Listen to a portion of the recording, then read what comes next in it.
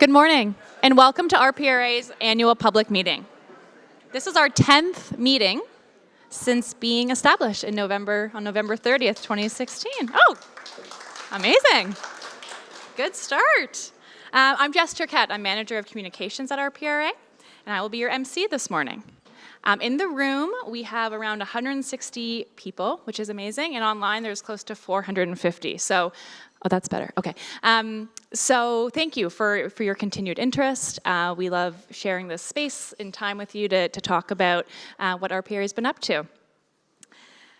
So before starting today, I'd like to start with a statement of reconciliation. We acknowledge the land we are meeting on is the traditional territory of many First Nations, including the Mississaugas of the Credit, the Anishinaabe, the Haudenosaunee, the Chippewa, and the Wendat peoples. We also acknowledge that Toronto is covered by Treaty 13 with the Mississaugas of the Credit. For those joining us online, we invite you to acknowledge the importance of this land and the traditional territories from which you are located. We've shared a website in the chat called Whose Land, where you can learn about those traditional territories. Under our mandate, RPRA is required to have regard for protecting human health and the natural environment, which includes the traditional lands of many First Nation communities. We acknowledge these spaces and express our gratitude to all the First Nation communities that we have learned from and built relationships with. We feel it is important to go beyond a land acknowledgement statement and offer this statement of reconciliation. RPRA recognizes the historical damage to the environment and human health caused directly by the improper disposal of material that RPRA now regulates. Over the past year, RPRA has engaged with many First Nations, including band staff, Indigenous organizations, and community members across Ontario. We participated in the First Nations-led Blue Box Working Group and presented at a solid waste coordinators meeting hosted by the Ontario First Nations Technical Services Corporation. We also provided presentations on requests to specific First Nations communities, outlining the Blue Box offer process, services accessible under the producer-run recycling programs, and available resources. Additionally, we worked with First Nation communities to communicate regulatory amendments that expanded Ontario's recycling programs to the far north, and ensured our website and other materials were up to date. A main goal of this collaborative work is to help First Nations communities across the province access recycling programs so they do not bear the cost of recycling regulated materials. As we look towards the rest of 2026, RPRA's Indigenous engagement team is planning to attend more conferences to listen, learn, and build relationships with Indigenous communities. We also intend to increase overall awareness throughout our organization by providing Indigenous cultural competency training for staff. Through our engagement with First Nation communities, we have learned that protecting the natural environment is a shared priority. We are hopeful this mutual goal can help us continue to build trusting relationships with First Nation communities, but we recognize that this work is ongoing. We are committed to continued learning as individuals and an organization to understand the history and truth of Indigenous peoples and strive to take meaningful action towards reconciliation. As we progress, we will update our corporate documents and commitments to reflect our evolving understanding and efforts. Thank you. Just a few housekeeping items now before we dig into the meeting. For those in the room, washrooms are located to my right and your left. There are 3 emergency exits, all marked with an exit sign. Each table has 2 QR codes, one card with QR codes on either side. One is a link to our 2025 annual report that was published last week. We'll be covering a lot of the highlights from that annual report in today's panel, but feel free to take a look at it as well. And the other side is a code for a survey. So we always extend the opportunity to provide feedback. We're always looking to make enhancements to our events and our materials, so feel free to provide feedback through that. There will also be a link provided to those on Zoom to complete the survey as well. Lastly, if you experience any technical issues, again, for those online, please reach out to communications@rpra.ca. We'll do our best to help you out. So as we discuss at what RPRA has been up to over the past year and where we are headed, we'd like to keep things conversational. Similar to last year, we'll be doing a panel discussion where we'll invite our board chair, CEO, and registrar to come up and talk about what we've been up to the past year, and it'll be moderated by our Director of Stakeholder Relations, Cameron Parrack. Following the discussion, there will be a live Q&A that you can ask our leadership team. Again, you can ask in person, but online questions are welcome as well. Before we start the panel discussion, I'd like to invite Robert Poirier, Chair of RPRA's Board of Directors, to say a few words in recognition of the passing of former RPRA board member Tom Wright and reflect on his contributions to the organization.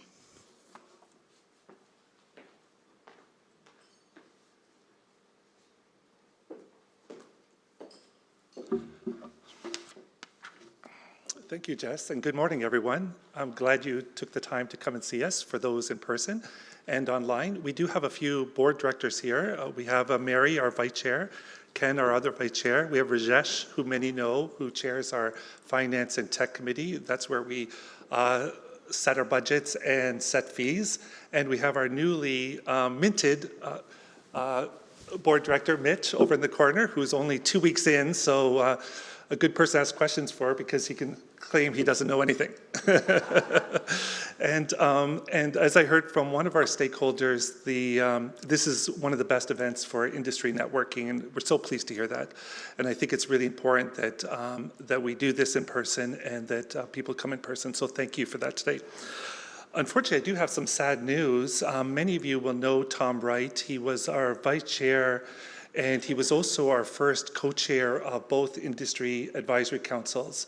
And he recently passed away, and just a delightful person, highly intelligent, highly likable, and very experienced. For those that may not know, he is a lawyer and started his career in the public service in 1986. He actually was the privacy commissioner for Ontario, acting in 1990, and became the commissioner in 1991. Very, very experienced in the delegated administrative authority model. A big believer in it. RPRA is an example of that model. And later he became the first registrar of the Real Estate Council of Ontario, RECO, and became its CEO and served as CEO for 12 years. He was also responsible for the establishment of both the condominium and bereavement authorities, and he joined us soon after we were established in November 2016, came in just soon after that, and as I mentioned, became the vice chair and the first co-chair of the industry advisory councils. He was a great person, and he's fondly missed. We were very saddened to hear. And on behalf of the board, staff, stakeholders that knew him, he'll be forever remembered for both his professional and personal contributions. So thank you. Perfect. I'd also like to thank our advisory councils. We have both is Carol here? Oh, Carol. We have Carol chairs our Industry Advisory Council, producers, so forth, and Paulina co-chairs our Service Provider Advisory Council. And we have Jeffrey online, who is who's a board member, and on behalf of RPRA is the co-chair to both of those committees. And I also like to take the time to thank Cam and his team for all the great work that goes into organizing. If any of you have been on a meeting of our advisory councils, they're extremely well run, very efficient, and very well organized in the sense that we have a lot of takeaways and we action those, we report back on those. It was a very busy year last year for the advisory councils, each of them meeting 4 times. So we invite you to look at our website. We do post the minute summaries there. And I think a lot of the great work has to do with all the preparation that goes into it. So thank you, Cam, and thank you to the co-chairs. Now, please join me in welcoming our panelists and moderator to the stage.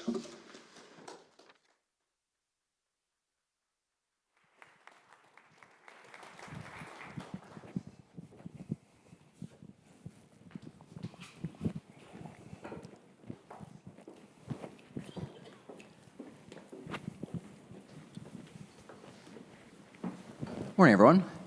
Thanks, Robert. Really excited to have a great conversation here this morning. For those online who can't see, we've got a very packed house with lots of familiar faces and lots of folks who are new to this, and it's great to invite folks to engage with RPRA's leadership. We've got a ton of staff here who are really interested in taking this opportunity.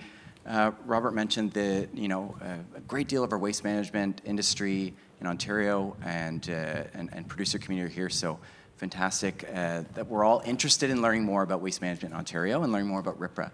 So today I'm joined by our panel, Noah Gitterman, our CEO at RPRA, Mary Cummins, Registrar at RPRA.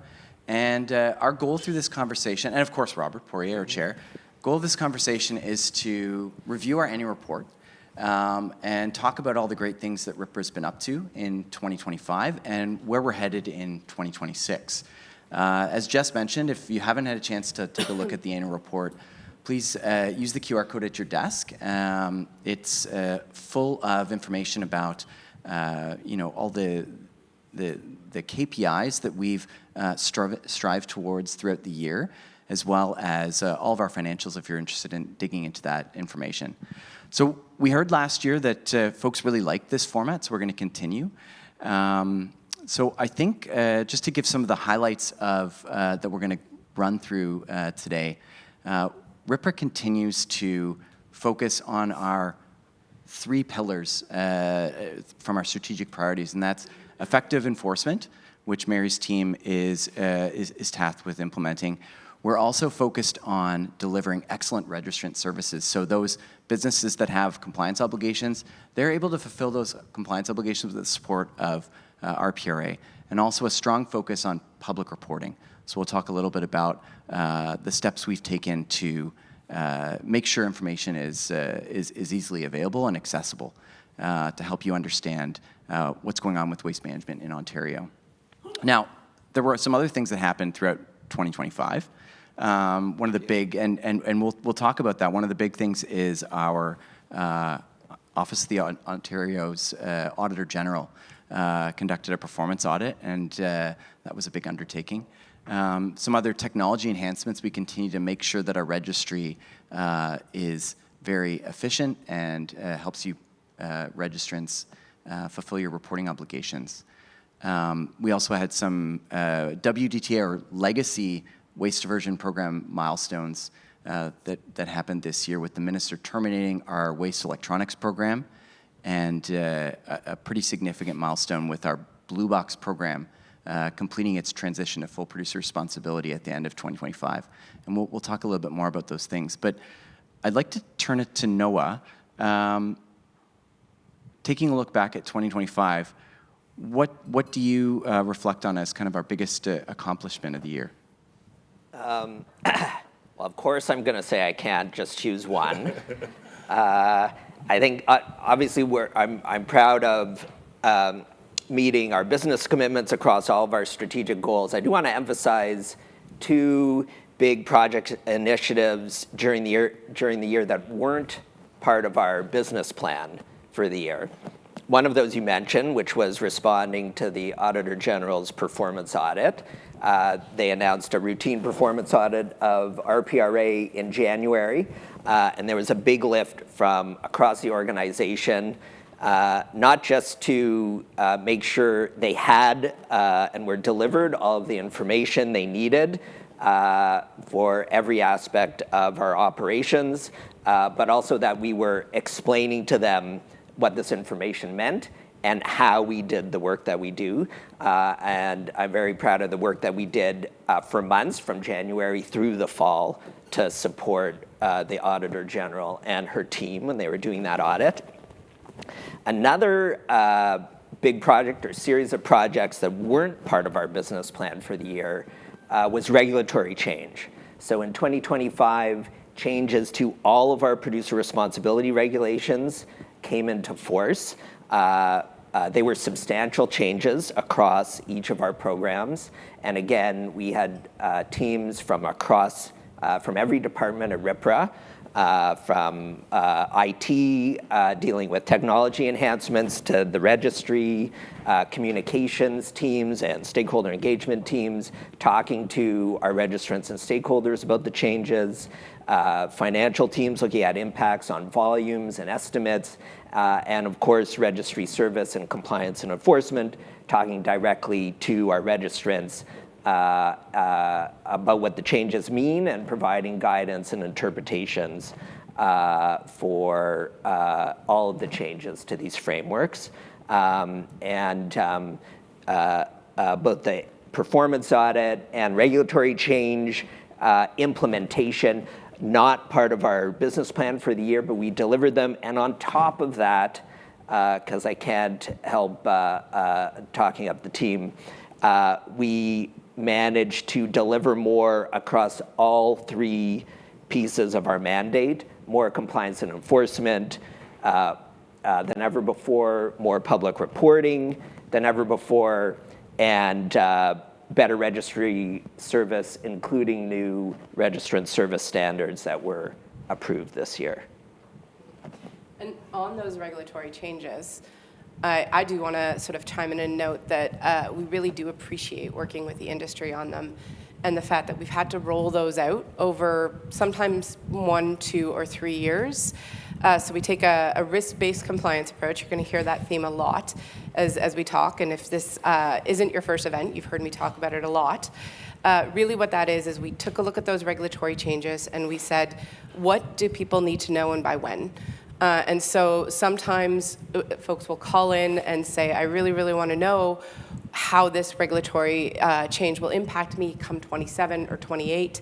And we've really appreciated working with the industry and the patients and working with the industry associations on being able to roll all of this out in a way that allows us to address the most time-sensitive items first. So I just wanted to say thank you to all of you for your patience while we're implementing some of those changes that impact your businesses quite a bit. Thanks, Noah. Thanks, Mary. One of the things I alluded to off the top is this big blue box transition. It's been a long time coming. RPRA and our predecessor WDO played a role in oversighting the blue box program. But things are changing in terms of the role RPRA plays. Mary, are you able to speak a little bit to, because you're the right person to answer this question, because you've been attached to the blue box program for nearly 10 years, probably more. And can you explain where we've come from in terms of RPRA's role in oversighting the windup, and then what we're doing now, what our oversight role entails today? Yeah, and just to benefit folks in the room, a little bit of background on what we mean when we talk about these legacy programs. So Ontario had a framework for extended producer responsibility before 2016, before the birthday that Jess mentioned there at the beginning. And it's what we refer to as legacy programs. These were individual program plans that were created by industry, approved by the minister, implemented by a single operator, and depending on the program, had different fees, different funding models. Blue Box had one funding model. MHSW, the Municipal Hazardous Special Waste Program, which now is transitioned to HSP. Hazardous Special Products, so many acronyms. I don't know how people do it because I can't sometimes. But these programs are legacy programs. And when 2016 came around, our entire framework said there's going to be a shift. And there's going to be a shift from the legacy programs that Cam's done an amazing job with his team in also overseeing the transition of, to move them, to wind them down, move them out, get rid of the program plans, wind up those program operators, and transition into the new framework, which most of you are more familiar with. Some of you will remember the legacy programs. Some of you were very actively involved in them, but some of you may not be aware of them at all. So these legacy programs that we often reference have been winding down, have been disappearing. Your involvement of them has been going away, as has RPRA. When you look at our budget, our fees, our staff allocations, you can see that reflected in there. And then as that's been winding down, it's been ramping up not on just extended producer responsibility, which is the policy framework that we all live in, that work in this industry, but individual producer responsibility. So it goes from the idea of a company, a steward is what they were called in the old days, joins one of these approved program plans, and the program operator delivers on that program with Waste Diversion Ontario, overseeing the operation of the program, to individual producer responsibility. Producers having more choice, more control, but more responsibility and more accountability as a result. And that's really what has shifted for the entire industry over the last 10 years. It's a shift and a change, and I think you'll hear Noah talk a lot about change. It's a shift and a change that we've been working on with you for a decade, and it's still not done. So even though January 1st saw Stewardship Ontario, when that last program operator under the Blue Box program, stopping all of that work, and that was the last program to transition that legacy program over to the new framework, there's still a lot of change. There's still a lot of holdover, still a lot of understanding that needs to be built around how individual producer responsibility works. And with that, as Cam mentioned, RPRA's role in it.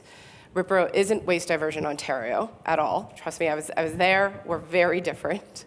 And RPRA has evolved over time, moving those legacy programs out of the way and really focusing on working with these individual producers and companies to help them understand the new accountability and individual choices that they have as a result of that accountability. And this is the final IFO to transition. So we've now completed the transition of each one of the WDATR programs. And with that, Well, one of the joys of being chair is you get to thank everyone. And I don't know if everyone's aware, but Stewardship Ontario is in final transition. We expect to do the final sign-off on that in the coming weeks or a month or so. And it was a big lift, and I really need to thank the Stewardship Ontario staff. They were the ones doing the heavy lifting with RPRA staff coordination, and RPRA had a board appointed Administrator Sue, who did a wonderful job in overseeing the transition, and with final minister sign-off and so forth, we'll be wrapping up a major legacy program as they, as Mary says, convert to producer responsibility. Definitely, it was a lot of work and a job well done. Yeah. So I'm going to pick up on another one of those focus areas you highlighted, Noah, and I'm sure folks are interested in learning a little bit more about this performance audit that we went through in 25. So can you explain why was RPRA selected, and explain a little bit more about what it meant for our organization? Sure. So RPRA was selected because we were on the list for a routine performance audit. I think the Auditor General has been auditing all of the independent regulators in the province, and so it was our turn. We didn't know it was coming, but we knew it would happen eventually. And like I was saying before, a lot of the work was just making sure we were able to deliver to the Auditor General and her team all the information they needed to do their assessment. They looked at everything we do, and they looked in a lot of detail. And so it's a lot of documents and data that had to be transmitted to them in a way that was understandable, but also a lot of discussion with them about what those documents and data meant. They interviewed people at RPRA. All of that was done independently. They talked to execs, they talked to staff, and that resulted in their report at the end of the year. Okay, so now we've got this report, a number of recommendations for RPRA and action items. What do we do with that? Yeah, so there were about 11 recommendations specific to RPRA, some, a smaller number specific to the ministry and how they oversee RPRA. About 21, I think, different action items as part of those 11 recommendations. So we agreed with all the recommendations. They were consistent with where I've been wanting to take RPRA and where we're all looking for RPRA to be in 2 years, 3 years, 5 years, consistent with our strategic plan. Didn't identify any major gaps, but some areas for continuous improvement that we agreed with. So we're implementing all of them. We have a schedule of implementation, and that's underway right now. I think we have on our website information showing when we expect to implement each of the different recommendations and kind of the status of each one. But we want to be very upfront about how we're implementing the kind of investments we're making to implement them, and whether we're on track or not. And the board also has a role in overseeing that, because the Auditor General will come back and do a review in a few years' time. For those that are aware, the performance audit used to be called the value for money audit, and they changed. I think this actually performance is a better way to describe it, frankly. For those that aren't aware, there was a press conference held on the Auditor General's report that included the RPRA report, and she was asked a question, particularly around the free riders and so forth, and whether RPRA was doing a good job. And I thought her answer was quite pleasant and illuminating, in that she actually said that it's extremely complex, and that RPRA is doing a really good job in operationalizing these new and complex regulatory frameworks. And I thought that was, I thought that's good recognition of the hard work we're doing to achieve this. And as Mary mentioned, a lot of this has to do with change management, industry change management, and that takes time. And it's interesting, because Noah, you mentioned that it was a lot of work and something that was unplanned for, but the Auditor General and her staff were in our offices for the better part, well over most of 2025, going through all of our Salesforce cases, all of our major compliance and enforcement decisions, all of our policies and procedures internally. There really wasn't anything that they didn't come in and stone unturned and look at. So it was quite in-depth and quite a bit of time, both for the Auditor General and their staff, as well as our staff. So I just want to acknowledge the amount of work really that RPRA staff and the Auditor General did here, and how much of an in-depth audit it really was of our performance. One of the things Auditor General mentioned or emphasized at the press conference was how, which I thought was very accurate, was how RPRA, amidst all this change, big transformation, part of RPRA's approach is to learn as we go, and to try and take learnings each step of the way. We're not trying to build a giant structure that can do everything right off the bat, but we're trying to be very deliberate in how we invest and how we grow. That means that we're still continuing to invest in the 3 pillars of our mandate. We're still have a plan to fully deliver on each piece of that mandate. And part of the reason for that, ongoing growth and investment, is because we're trying to adapt and learn as we go, which is the best way to deal with a big transformation like we're dealing with. Now, you mentioned investments. So for those in the room who might be new to RPRA, we operate as a cost recovery organization. So that means we don't receive any funding from the Ontario government. We're funded by our ratepayers, the regulated community. So there's a big responsibility there to use those dollars wisely. Noah or Robert, could you share a little bit more about our budget setting process and how we ensure we're spending the dollars or investing the dollars wisely, as well as the transparency around how those dollars are being spent? Sure, yeah. So we, every year we go through a process to consult with our advisory councils on our business plan and our budget. We also then consult with all of our registrants on our fees that come out of that budget. One of the things we're trying to implement this year is to consult earlier on in the year on fees and budget, and also do it at the same time. And that's in response to feedback we've received consistently from our stakeholders. So that's one of the things we're trying to deliver this year, is to make sure we're being as clear as possible about how our budget is set up and how that impacts fees at the end of the day, and also the opportunities there for us to get feedback from our stakeholders and the registrants who are paying our fees.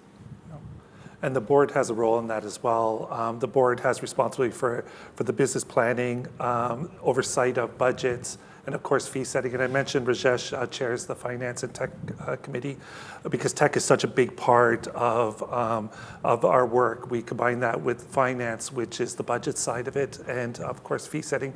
And from time to time, industry comes in front of that committee, outside of the industry advisory councils as well. And we are, that's why it's very important that we have a high-performing board that can challenge and test the thinking of management and staff. And last year, we actually had a new appointment, George from Toronto, and then we elected 2 new board members, Pina from the Greater Toronto Area and Danielle from Northern Ontario, onto our board to ensure that we have a right mix of talent and that to oversee the work. Yeah. No, go ahead. Go on. Ask you. Well, I was just going to shift gears away from some of the governance side of our business and more towards Mary's side of the business, which is compliance and enforcement.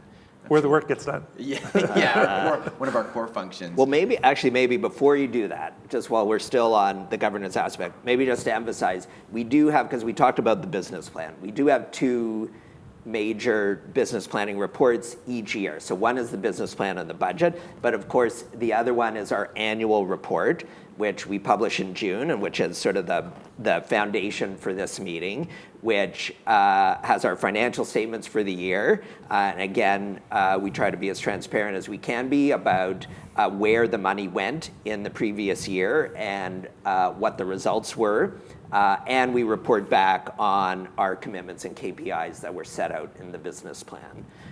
So those are sort of 2 important, one in late summer, fall, and one in spring, early summer, where our registrants, our stakeholders, the public can see kind of where we've been and where we're going. Maybe I stay on the financials for a minute and skip ahead, because it's just a better time to ask this question. So we have a little bit more than usual in our reported in our reserves in our 2025 annual report. It's all described in the report, but maybe we can draw it out here. What happened in 2025 to result in this kind of increased reserve amounts that we're carrying over into 26? Yeah, so our cash and investments at the end of the year were substantially higher than they were a year before, and that's mostly because of residual surplus funds that RPRA received from the wind-up of the legacy electronics program that Mary and Cam were talking about.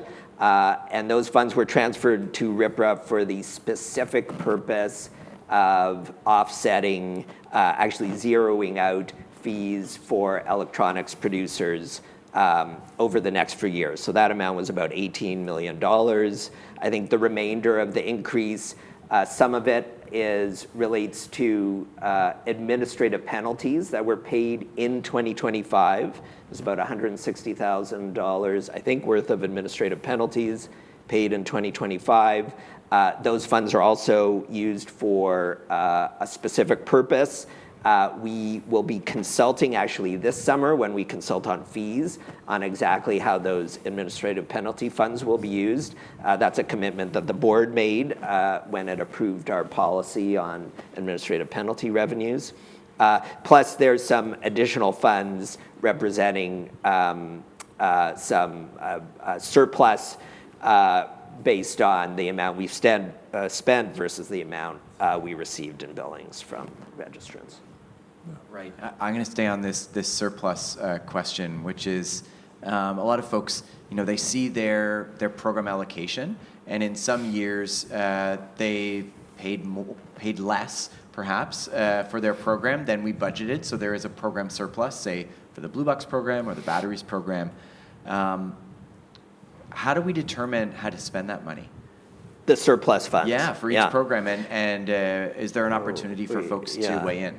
Well, yes and no. I mean, the good news is that the surplus funds, which may result either or a combination of RPRA spending less than we planned, plus potentially receiving more in revenue than we thought we would when we set fees. The difference there stays with the program and goes directly back to the producers who paid the money. So that doesn't go into our general operations. That isn't money that we can use for other initiatives. That is money that stays with producers in that program. And when we consult on fees, we show how that surplus money is being used.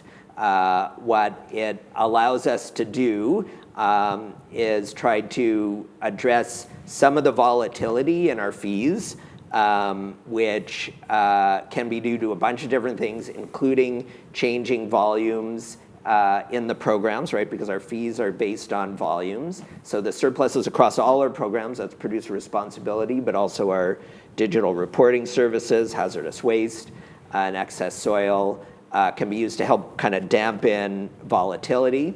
And we're hoping in the future help give us some flexibility to think about setting multi-year fees, which is something that we're working on, and we know some of our stakeholders want to see.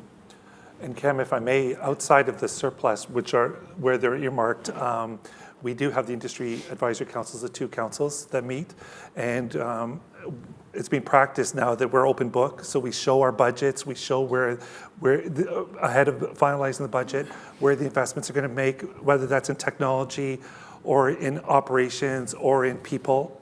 We explain all that. We actually go through each of the FTEs and where they're allocated, and we get feedback on that in terms of whether industry believes that it hits, what they're looking for. Maybe they're looking for more compliance, maybe they're looking for more registry services, that type of thing. We take that feedback in and we play that. So we have that consultation process, and then that same thing happens when we develop the fees, and we also consult more widely on those things as well, on the fees afterwards outside of the council. So there's a broader opportunity for those to be involved. Excellent. So talked a little about governance, a lot about how we fund the operation. I'd like to talk a little bit to Mary about the producer responsibility programs and the compliance function. So we've gone through some pretty big change, and there's been some amendments to regulation, all of our CEA, producer responsibility regulations. Can you share a little bit about how you've observed industry adapting and how we're adjusting to help support industry in understanding these new requirements and helping to get people into compliance? Yeah, so I think we touched on this a little bit at the beginning. So every single one of the regulations, whether it's batteries, electronics, lighting, hazardous special products, Blue Box, all of them have been amended at some point or another since they came out. Some of them multiple times, and I think it shows adaptation of the regulatory framework to the industry needs and continuing to move along this journey in Ontario. But it does involve change for the industry. It involves change for RPRA. So working with the industry really closely to figure out, as I said at the beginning, what do you need to know and when do you need to know it? What do you need to know in order to comply with these frameworks? what does the industry, whether it's a processor or a hauler, need to know in order to continue to operate in this framework, and really rolling those things out in a way that makes sense. But Noah referenced this at the beginning with the AG. We're not trying to do it all at once because we can't. It's not possible for you. It's not possible for us. So it's a gradual increase that we're seeing. Sort of thinking of that image I was creating with this wind down of the legacy programs and build up of the IPR framework. It is gradual. We're gradually introducing new requirements each year. We don't come out of the gate the first year saying, now you have to audit your entire supply data, or now the processors all have to be registered with us tomorrow, or the material doesn't count. So for instance, in Blue Box, we took the approach of saying, okay, we'll do a staged rollout. The regulation says everyone has to be registered in every processor by a particular date, but recognizing this is a big ship we're churning. And even though we've churned some of these legacy programs, it's still a lot for the industry to learn, a lot for the industry to do. So we said, okay, we're going to roll out the registration of Blue Box processors over multiple years. So we do these things in an attempt to work with the industry, again, whether you're a producer who has legal obligations, whether you're a producer responsibility organization who's attempting to work with the producers to meet those legal obligations, or whether you're one of our service providers who's hauling, who's processing, who's retreading these different materials or reuse, and trying to maintain a business within this framework. It will take time to adapt. It's going to take time to change things. So we've been adapting with you in this process. We've been moving that along throughout, whether it's giving some room for industry to breathe and to change themselves, or room for us to help you with that. That's been the process. I think one of the biggest learnings that watching and working with the industry over the past few years has been this shift from the extended producer responsibility legacy framework, where producers had very little involvement. They really just paid to have that legacy program operated on their behalf.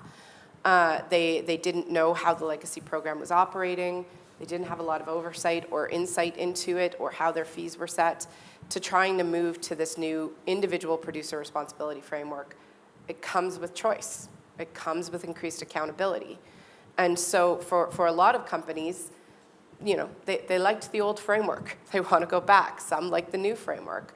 Ultimately, the Government of Ontario has shifted us to this new framework, this individual producer responsibility framework where producers have these choices. And I think that's been the biggest shift, including for the service providers, because it's changed how haulers and processors interact with the marketplace as well. That's probably the biggest change we've noticed, and what we've had to do and evolve over the past few years. Now, Mary, you mentioned growth, and you mentioned kind of phasing in how we implement the programs. If you take a look at our annual report from last year and our business plan this year, we see some expansion in your team's resourcing. Can you explain why we needed to add more resources to the compliance enforcement function and how those people are supporting our registrants? So it's exactly as I'd said, that as these changes are growing up, so is RPRA. We didn't come out of the gate, 10 years ago saying, here's exactly what we need to implement everything. We've been doing it gradually over a period of time, assessing and responding to the industry so that we were able to get real data, real information to understand what our business needs were, so that we can say, okay, we received 96,000 phone calls and interactions. We send X number of emails, inbound and outbound. How much of that is going to be focused on finding new registrants? What does the industry want us responding to? What level of compliance can we expect? What amount of communications do we need to do? So we didn't come out right away saying, here's everything we need. We hope it's right. We gradually grew with you over time. And so that has seen every year a significant amount of investments being made by industry, whether that's just a few FTEs into our program, or whether it's investments into an external call center to help our HWP registrants who require 24/7 support. Something I don't think some folks in this room would know is that we do operate a 24/7 call center for our HWP registrants. So these are things that I think both sides of our business may not always know about, one side what the other side's doing, but these are the gradual investments over time that we made in each of these programs, growing and transitioning with you, responding to what your needs are, so that we had the information to know how to do that. I think for 2026, one of the things in particular we realized was additional investment in the Blue Box program, which is our biggest producer responsibility program, and the need for additional verification work, additional work trying to find, make sure the producers who should be reporting are reporting, and then making sure they're reporting correctly. And that's a big piece of the investments last year and ongoing this year. And there was a lot of industry support for that. There was. Yeah. Yes, and we're like, the board heard, and obviously Mary and her team was hearing from registrants, from stakeholders, desire to see that kind of investment. We know that we want to, and stakeholders and registrants want to see how we show value for those investments that we're making, how we can demonstrate results for those investments that we're making.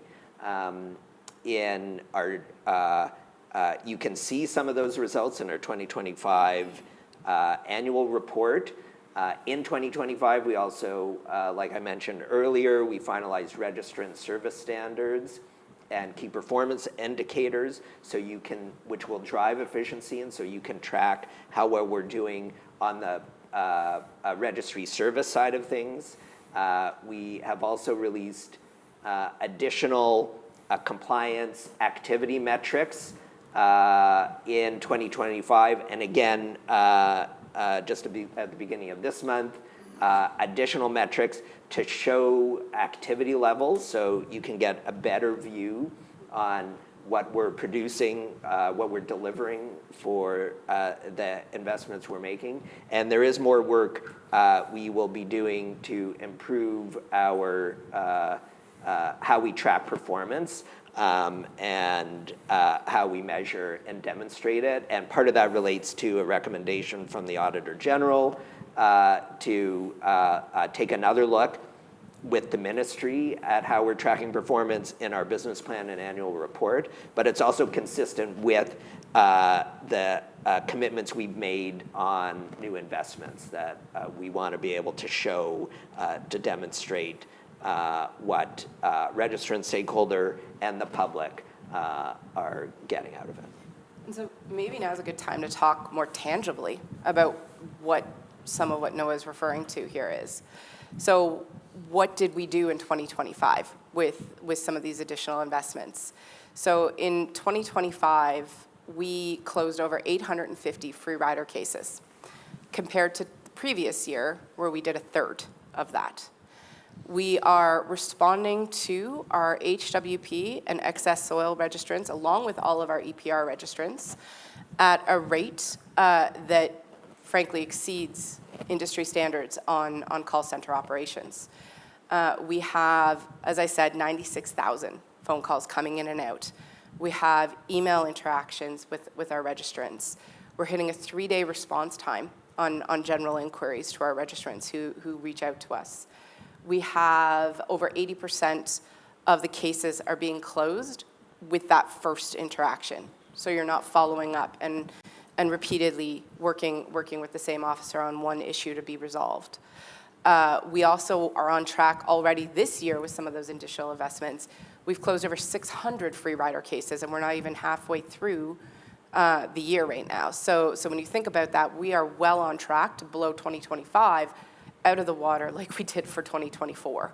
So you are continuing to see our focus where you're asking us to focus, which is fast response time, information to you right the first time, focus on free riders. Now, I will note that focus on free riders, a lot of folks say, okay, well, what does that look like? Over 800 cases closed last year. A third of that in 2024. Well on the way to double that for 2026. Well, what investment, what are you pulling in?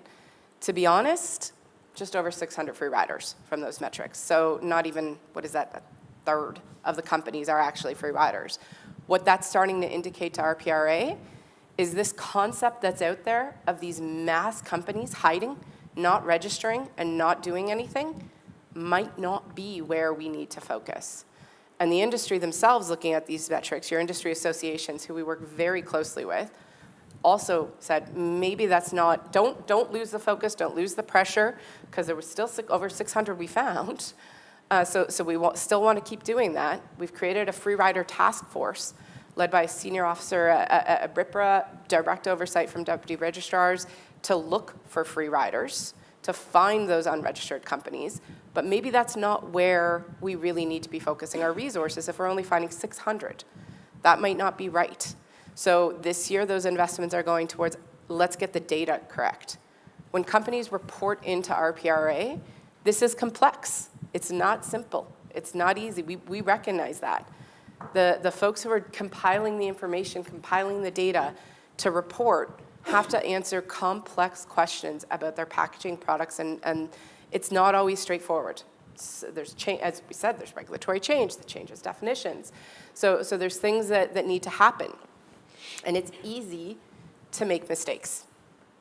Very much so, something that can happen, something that we started noticing as we were ramping up last year. So we focused heavily on those unregistered producers, bringing in lots more than we did in 2024, but not nearly enough to show that maybe is where we should be focusing.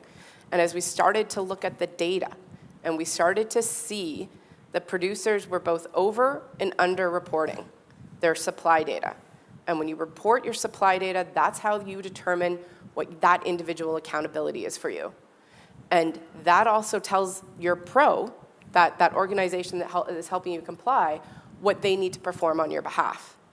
When that supply data is underreported, you are a free rider, unknowingly. You are not paying your fair share into the system. So when we're finding those sort of errors in data, because this is complex, I'm sure when CRA first launched, they didn't see perfect reporting across the board either. This can be complex. I'm sure they don't even now, but this is complex. So focusing on that is a really critical way that we can help with free riders. On the flip side, though, it's about data accuracy. You don't want us just finding more tonnage to add to the system. Intuitively, that might feel right. Add more tonnage, costs go down because there's more to spread it across. But if the tonnage is overstated, you're not going to meet your targets, your minimum management requirements. And then you have a different problem. Because with IPR, individual producer responsibility, comes greater accountability. And so in Ontario, unlike many other jurisdictions, we are actually a lot like other jurisdictions. I hear frequently Ontario is so unique. We're actually really not when you compare us to the European frameworks, even some of the American frameworks that are coming out. But what is unique is that accountability on your minimum management requirements. And when your target is overstated, and when the global target is overstated as a result, you and all of your industry can face real consequences in the form of administrative penalties. So on both sides of this coin, that data being correct is critical. And if we're not finding vast numbers of free riders in the unregistered, we're not giving up. We're going to keep looking. We're going to launch, as the AG said, a tip line. We're going to have all the things to help us find those companies that are just unknowingly or knowingly not doing what they need to do in the province of Ontario. But really, where we're seeing movement is around the data and data accuracy. So those are some of the things where you're seeing us ramping up, which is why Noah referenced those blue box investments we're making this year. That's around data verification. So we made significant investments last year and the year before into finding unregistered producers, and we'll continue to do so. But now we're shifting this focus to data accuracy and verification. Thanks, Mary. And if folks want to learn more about some of those metrics, Mary mentioned significant compliance enforcement activity taking place, more interactions, more cases being closed, more free riders being found. We released a compliance activity metrics sheet along with our annual report, so you can dig into the data if you'd like and assess, really see where those resources are being utilized, and they are, we're nearly doubling the amount of cases being closed, free riders being found. It's pretty significant. So have a look at that, and please, if you'd like to learn more, you can reach out to us. And what I'm hearing is a lot of registrant support, hopefully driving towards reducing the burden in achieving compliance, because we know that a lot of our producers are operating across Canada. So whatever we can do to help with their efficiency, help them quickly understand how to come into compliance, that's really your team's focus. But you are doing enforcement this year, and have been, but we're really ramping that up, including a number of compliance orders and APs issued in 2025. Can you explain a little bit more about how you use your enforcement tools and what you've been doing in 25? And before you do, Mary, just on the data and so forth, I think it's important to note that was a big push from the advisory councils for more data and KPIs, key performance indicators and so forth. We're not done yet. There's still a lot more, and there's some very strong voices around the table for the need for more data to be provided to them, and it's a work in progress. And we want that data too. Yeah. So the data that we're being asked for is data that, it's not that RPRA has the data and that we're not providing it. It's that we're figuring out our systems in order to pull it, for it to be accurate, for it to be trusted. So data that you want is the same data we're working on getting, but gradual increase. I just want to touch on, let's get back to that compliance enforcement question. So what are the tools that you've been using in 2025? Because we did have a settlement that we agreed to on the tires file, and then there were some other APs that we've used. Yeah, and something that folks don't see around, and I will say, one of the things that folks love saying to me is more compliance, more enforcement, until it's them. So there is a theme that occurs. And so we really do try to do something we call progressive compliance. And what that means, and I want to take a moment to talk about that and then talk about how we're utilizing the tools. It's not that every single person gets 2 months of warning letters, 3 months of phone calls, a couple webinars. We operate at a high level from that principle of we're going to educate. There's a thing that we talk about on the team, which is explaining the regulations to the registrants, explain the why, explain how, and they generally will comply. But at a certain point, compliance sometimes doesn't occur based on that. And the progressive compliance tools we use say, okay, we're going to start with education, and we're going to move all the way through our suite of tools we have. Whether that's inspections or audits, whether that's compliance orders, whether that's increasing our language to registrants around what it means and what risk it might bring to their company if they aren't complying, to administrative penalties, which are exactly what they sound like, a financial penalty against a company that's weighed based on base amounts that are set out in the administrative penalties regulation, along with any economic benefit that company may have derived from non-compliance or prosecution. So we have a wide breadth of tools. But what progressive compliance doesn't mean is that it's a ladder we're climbing up over years with you. At a certain point, depending on the type of contravention, depending on the severity, depending on the years of the program that's been operated, we choose the appropriate tool, depending on the contravention. So we don't have to go step by step by step by step. Sometimes a contravention requires immediate action on behalf of the registrant. So we can choose what tool is appropriate. Last year, we saw more compliance orders. So a compliance order can only be issued by an inspector, a deputy registrar, or the registrar under our legal framework.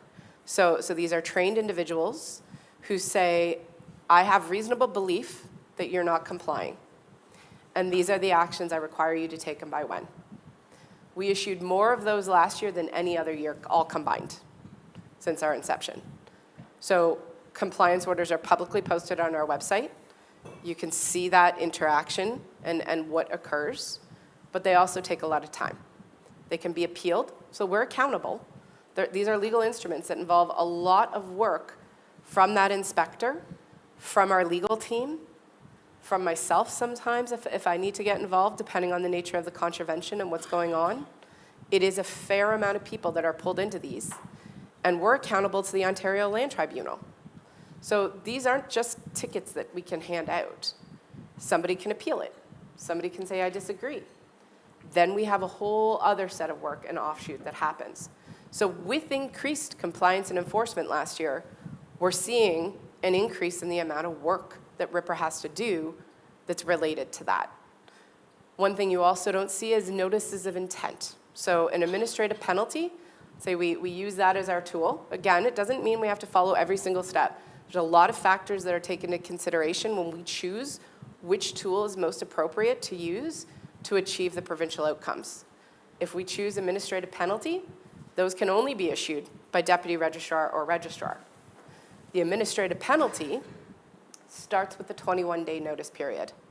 Nobody sees that work. Nobody gets to see that. That's between us and the registrant. We issued, I think, over 100 or almost 100 last year.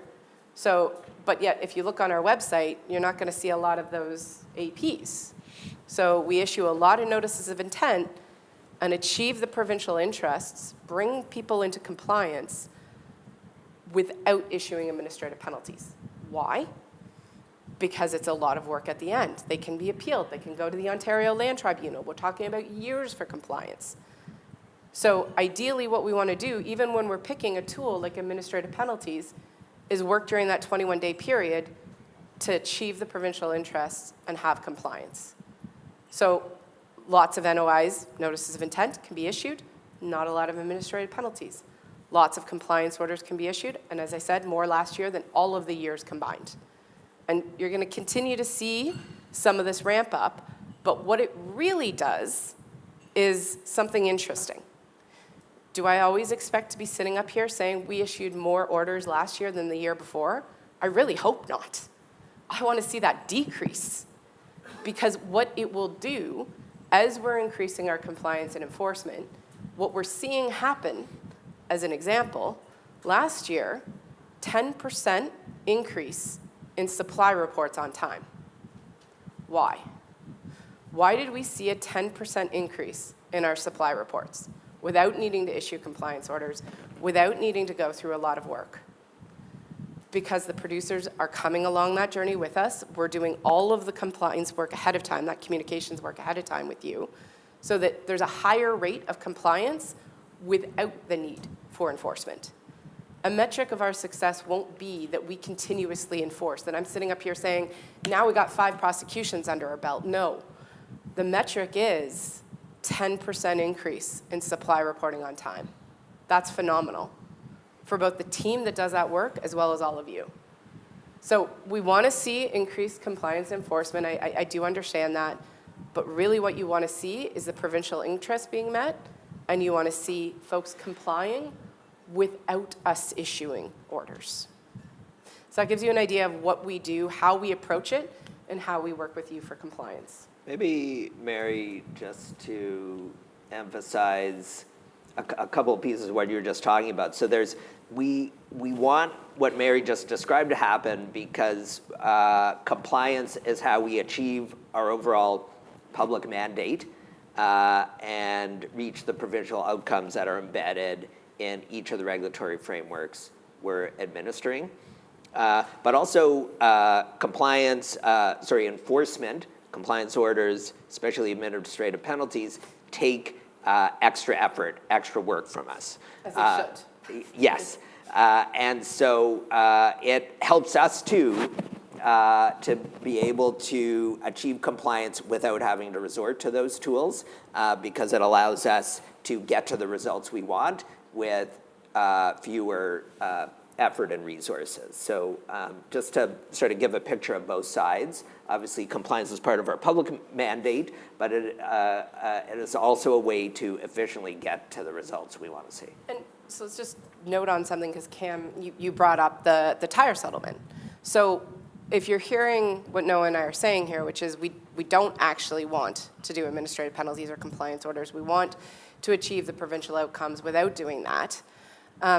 Something that occurred in 2025 was a settlement, which is something RPRA is able to do, where we said, as opposed to going the route of issuing a whole bunch of administrative penalties, potential appeals to OLT, years of legal resources from industry and RPRA being drained in it, is there a way that we can achieve the provincial interests? That we can do that together and come to some sort of mediated outcome that achieves the provincial interests without having to go the full enforcement path. That is the way regulators work. That is the way RPRA works, because we are a regulator. So we are not there to enforce. I don't want to issue APs. I don't want to collect APs. I want to see the provincial interest being met. So if there's ways to do that without any of the enforcement side, we're going to take that opportunity. Thanks, Mary. Really good overview of our compliance enforcement approach. There's another tool that's quite important to all of our registrants across producer responsibility programs and our digital reporting service programs that I want to highlight.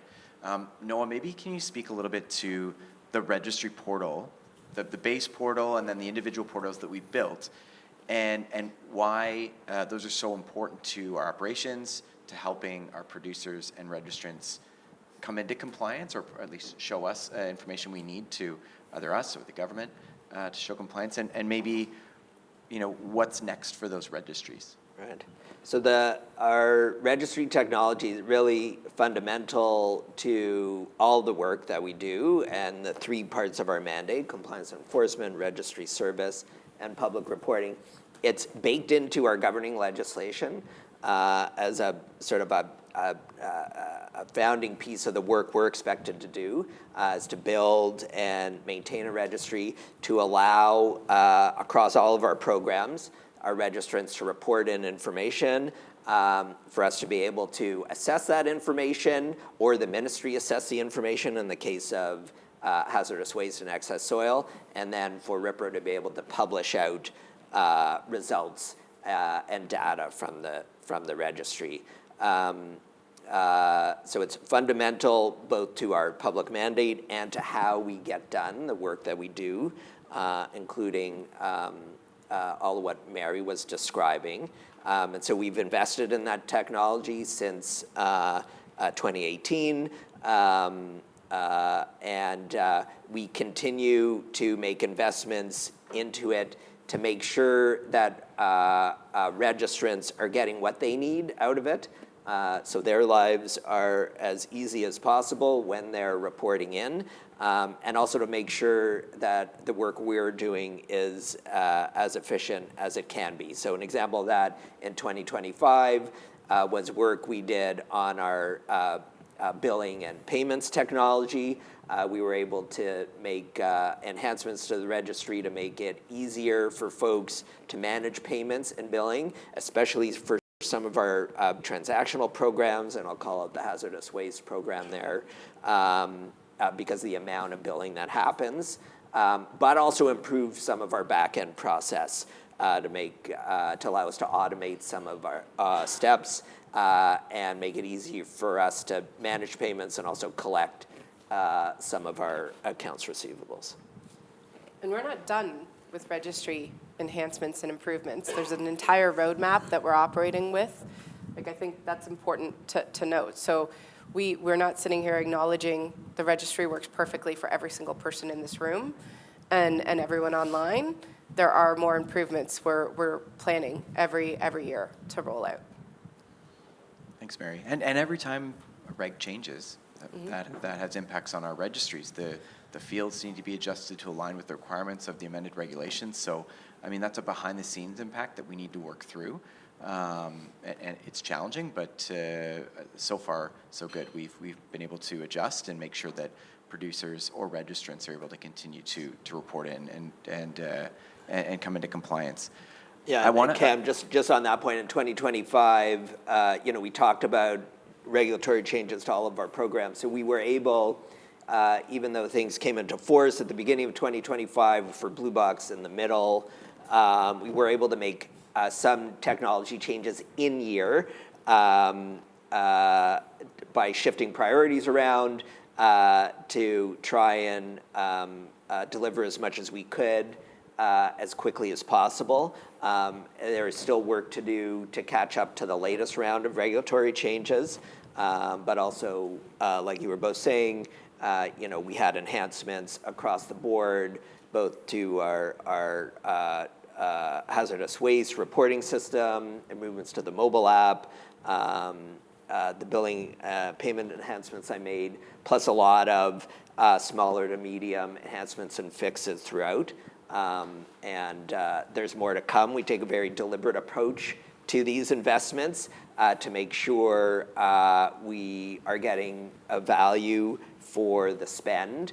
We've got a very mature procurement program in place that ensures we're getting the best outside support at the best price to help us out.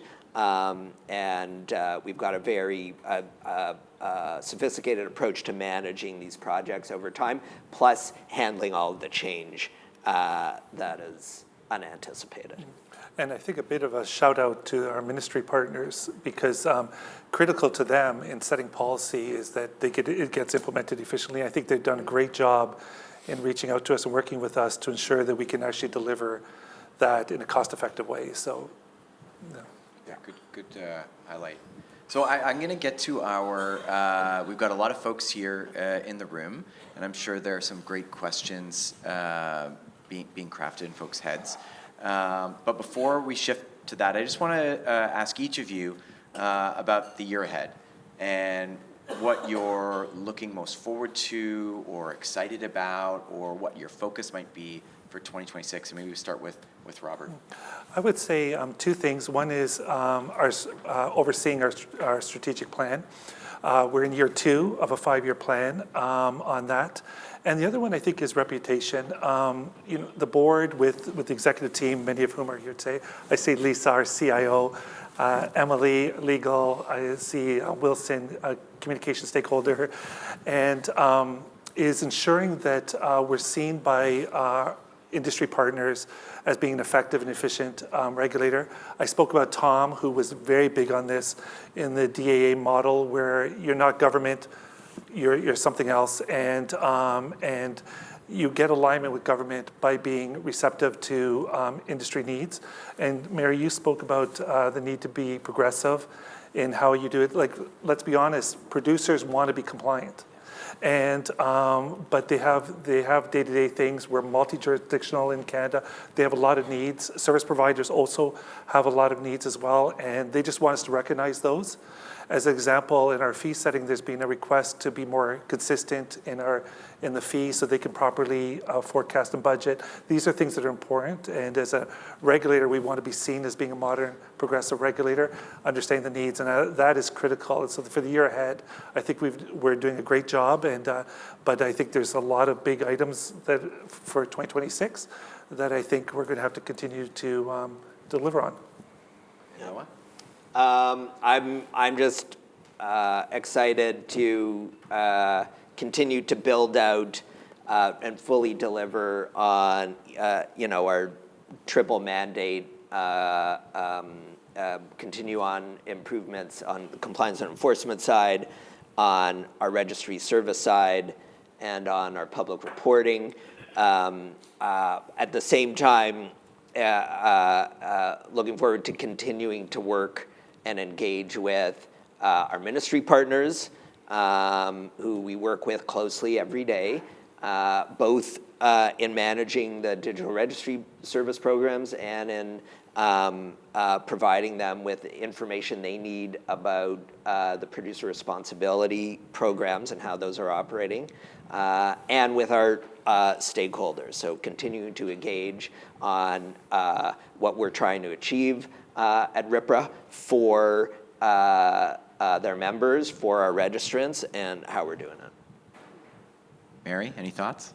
Yeah, so I think in order for us to do that, to have strong public reporting, give information in the industry that they need, in order for us to start reporting on these programs in terms of their successes, we really need to focus on verification of the data. All of the information that's come in. Recently, RPRA on the compliance team has brought in 2 new directors, both with industry experience and knowledge, who are going to help us with that journey to really verify the data, whether it's performance data, so performance data being reported by the service providers, the processors, on what the industry is actually accomplishing, whether that's the supply data we were referencing. That's important, that it's critical that it's not perfect, but it's right enough, not too low, not too high. So really, over the next year, focusing on that verification so that we can do the things that we're talking about here, that we can actually make some of these meaningful changes for the industry and for the government.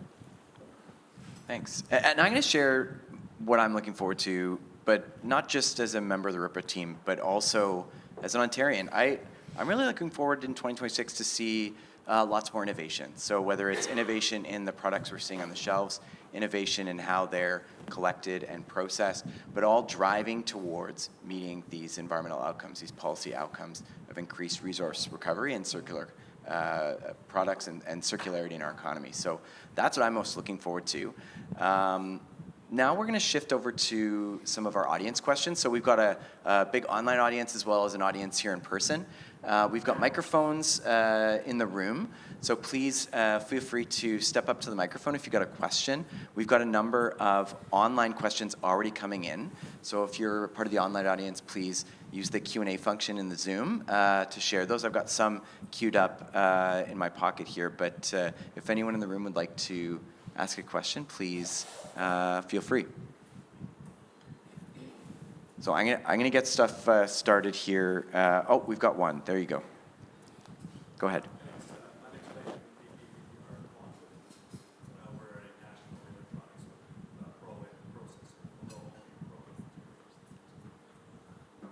We gotta turn the mic on. Okay, go ahead, better? Clayton. Yeah, there you go.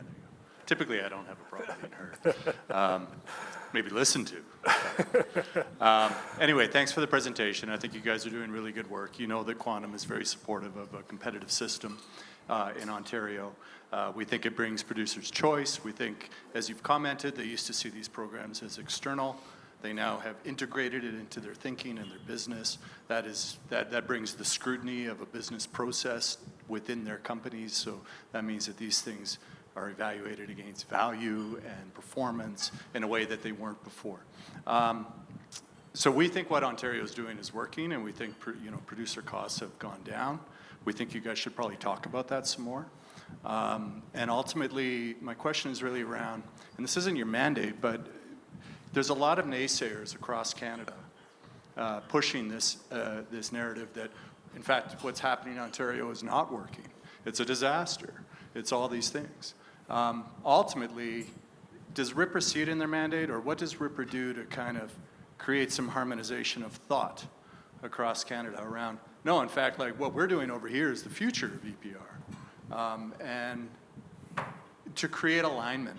Because I think what producers are missing in the Ontario model is that alignment. 10 provinces, 10 different systems. So just those are some thoughts, but ultimately the question is, what's being done to kind of push the good work that's being done in Ontario beyond Ontario? It's a good question, Clayton. Noah, do you want to? Yeah, a couple thoughts. I mean, one is that, as a regulator, we don't have an advocacy role for any particular way of accomplishing extended producer responsibility. But we do have a job to do, which is to make our programs work. And we believe there is a way to make them work. And when we do that, obviously, we're thinking a lot about impact on our registrants, our producers, and our service providers. When it's easier for them to work with these programs, then it's easier. It makes our life easier too. It's easier for us as well. We are, Mary and her team, and I know folks on the stakeholder engagement side, led by Wilson, are communicating a lot with other entities similar to RPRA in the other provinces who are also running EPR programs. And we're very interested in finding ways to both learn from each other about how we're implementing, but also if there are opportunities, despite differences in regulatory frameworks, to think about how we can see ways to reduce extra burden on producers and service providers. So that's a work in progress, but we did have a commitment in 2025 to pursue engagement with regulators in the other provinces. That work is continuing this year, and we'll continue to emphasize it going forward, because again, if we can make things easier for producers, service providers, that makes our lives easier as well. So interests are aligned there. And I think something that'll help with everyone understanding Ontario's programs, as Noah said, we don't have a advocacy role. We're not really looking at one model versus another. As a regulator, we can make any of the models work. But one thing that we are doing goes back to what I'm excited for, which is verification of the data. With that data, the policymakers in the industry can actually make informed choices. Just yesterday, I read somebody saying, Blue Box data is showing the program has dismal resource recovery rates. That's interesting because we haven't released any. So until you have the verified data, it's really tough for industry, for government, for anyone to really understand what's happening in Ontario. So that's why I'm really focusing on it over the next year and really putting that forward. Because I think with good data, good policy decisions can be made and good decisions by industry can be made. So I think it doesn't really matter what the path is to us, but we want to give everyone else who it does matter to and who wants to have a particular path the information they need in order to be able to do it. And I'm not sure where like Clayton was coming from in the sense that it may be related to system costs in Ontario. And I think in a competitive environment, those system costs should come down, and we're doing, we're being asked to do a lot to help with that. But I think over time, as those costs come down, they become more efficient, those systems, and frankly, better run, then I think you're going to see a different view of Ontario. And RPRA, as the regulator, we don't have a responsibility to collect information about system costs. So that's something we don't oversight. And these are producer-run systems, right? So as you mentioned, we're hoping that over time, efficiencies will be realized and those costs will come down. Again, if anyone would like to ask a question in the room, we've got microphones here, but I'm going to take one from the online audience. This is related to, I'm going to mash two questions together. Mary, maybe you can chat about this. The questioner says, there's a lot of tires piling up at mechanic shops. What role does RPRA play in helping to get those tires moving, if at all? So it depends on whether the tire shop is actually required to be operated under the law. So right now we have a policy framework, and RPRA is enforcing that policy framework, is enforcing the tires regulation, but there are some gaps. There are some areas where there's 4,300 approximately collection sites that are required across the province, but RPRA is aware there's well over 7,500 that are actually in operation. So there's that gap there. So RPRA can do what we need to do to ensure that 4,300 is operating. And by operating, it means moving the tires so that there's no safety concerns. Doesn't mean that there's no tires ever at the site, because that's just not feasible, but that they're actually moving. But there are areas where enforcement and compliance and doing that work with the tire pros and the tire producers doesn't work because they're not covered under the regulatory framework. RPRA can't enforce things for which there is no enforcement requirement. There is no requirement that exists in the regulation for, so we have a inability to do that, as we should. You don't want a regulator enforcing things that there is no law for. So really it's working with the ministry and making sure they're aware of what industry is saying. We work very closely with them so that they can make decisions and ultimately tell us what policy framework they want to see there. Thanks, Mary. I think we've got a question in the room. Sir, would you like to go ahead? Yes, thank you for taking me. Sorry if I become emotional because I have been in this trade for 30 years. It's scrap tires. Mary, you keep saying about data. I have data, I need data. And Mary, you have to just look around. You have news, you have media. Tires are everywhere. Now you're saying to me that, oh, the, what do you call, the sites, they are not their fault. That's not my fault. I'm a holder. I'm telling you, it's not my fault. It's not the processor fault. Somewhere in this, your system is not working.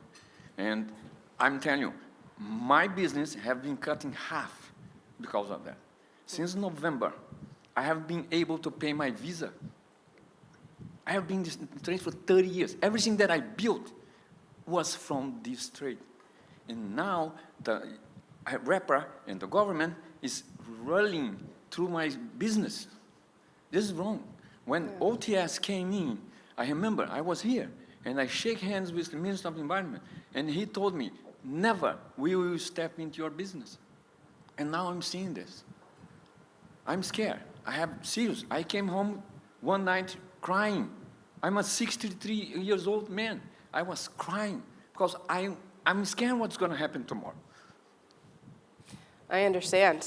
And But I'm scared too. so Like, for you. you say you are a regulator. You can impose things.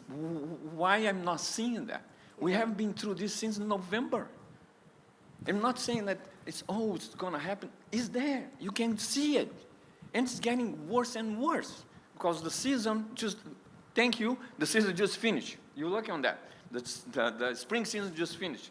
That last week. So we're good in there. So it's stopped. So you can try to fix it before comes September. But you have to run a little bit. You say you need data. I'm giving to you. It's everywhere. So we need to do something about it. So I speak to folks like you, just like you, your situation, on a weekly basis. I completely understand what you're saying. For RPRA, we don't need data. You're right, we don't. We have the data. We have everything we need. We've provided that to the government. This isn't RPRA's system. This isn't our framework. It is the Government of Ontario's framework. So we've provided the information, all of it, to the government, and it's up to them to decide what they would like to do next. RPRA does not have a role in setting the policy framework, in making the decision that impacts your day-to-day, but we do understand it.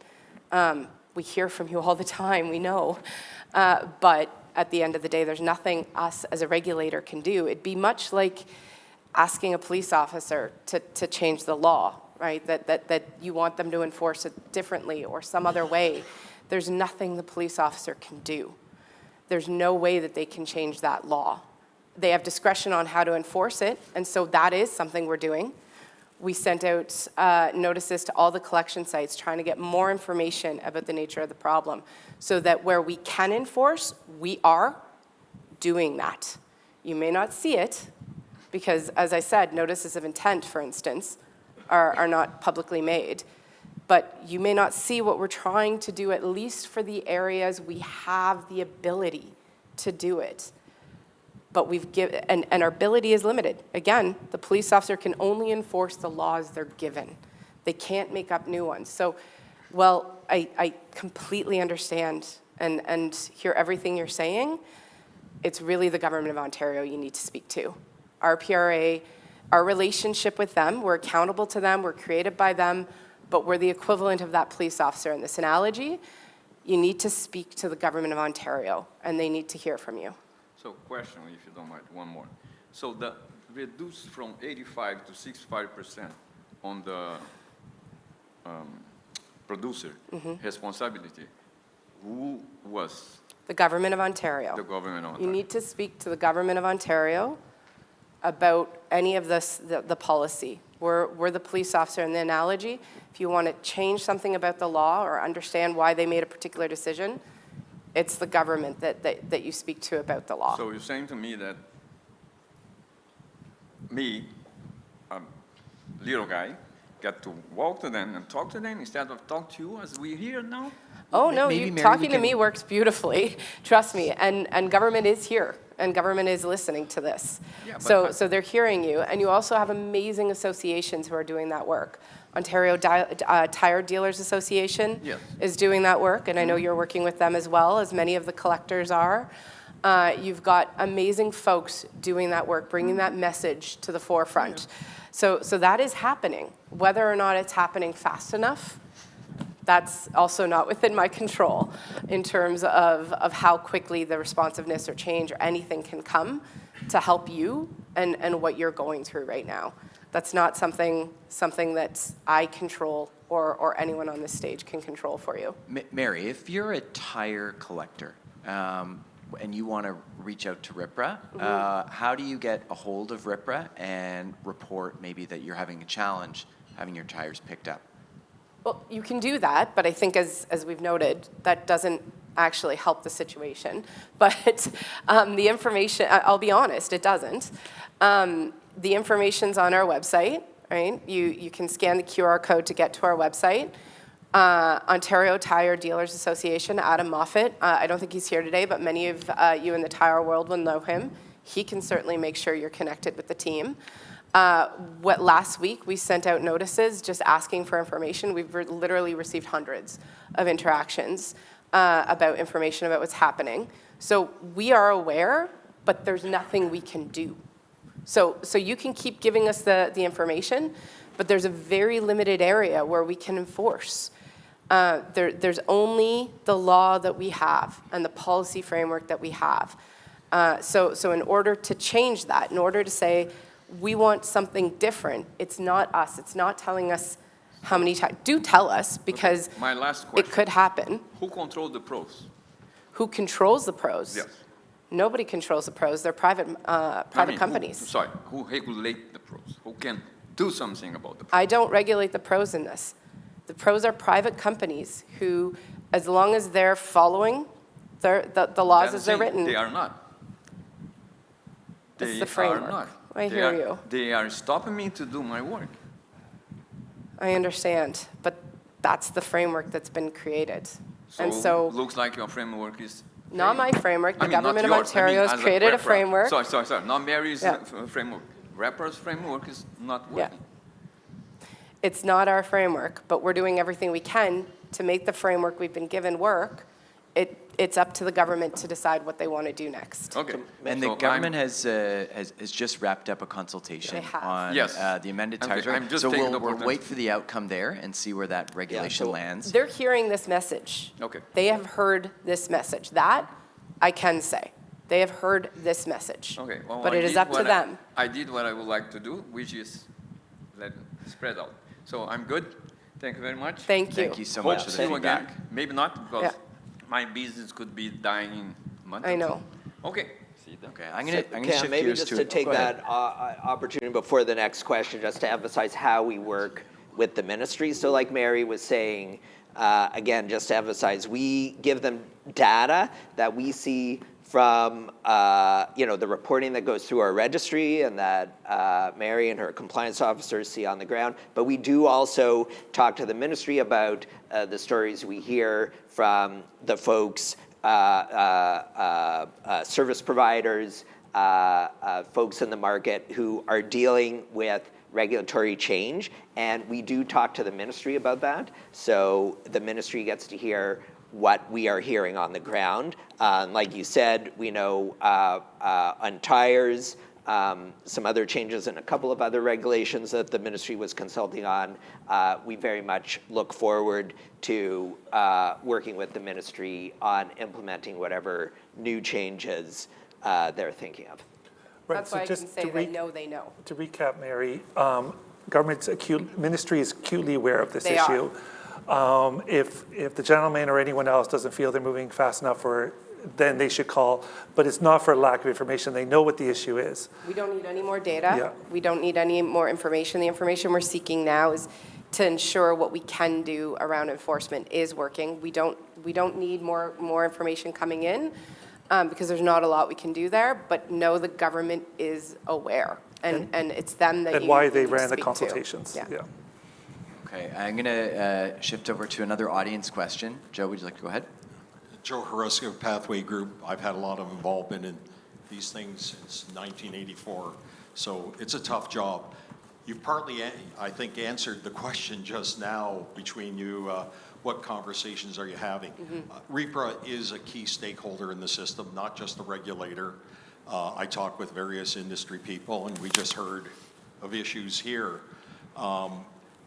Let me ask you this question. How much do you quantify for the government the impact of, I'll call it ill-conceived regulations? Now, I've been part of some of those in the past, and we work to continuously improve.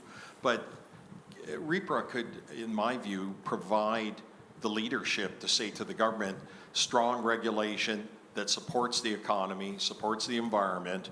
Here's some of the things that we think you should proceed with.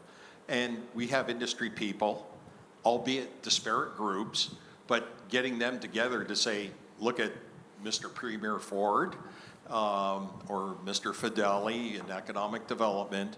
Here's what we think needs to be looked at to provide a fair economical system. Can RPRA do that? I mean, you have a lot of knowledge, you're on the front lines, and you hear it. You just heard it just now. So I think that's really critical. So maybe you can comment on that. So I will say that we do that. We work very closely with the government. We give them the data that we have. We give them all of the data they ever ask for that we have. We communicate with them at different levels throughout RPRA on a weekly basis on the rollout of these regulations. But I think what you're talking about is interesting because it does link to one of the AG recommendations, which is formalizing that process and creating, so I don't know if you read through the AG recommendations and the action items, but maybe Noah, you want to talk a little bit about the AG recommendation around working with industry and CAM about how we're thinking that could work to formalize the process you're absolutely identifying.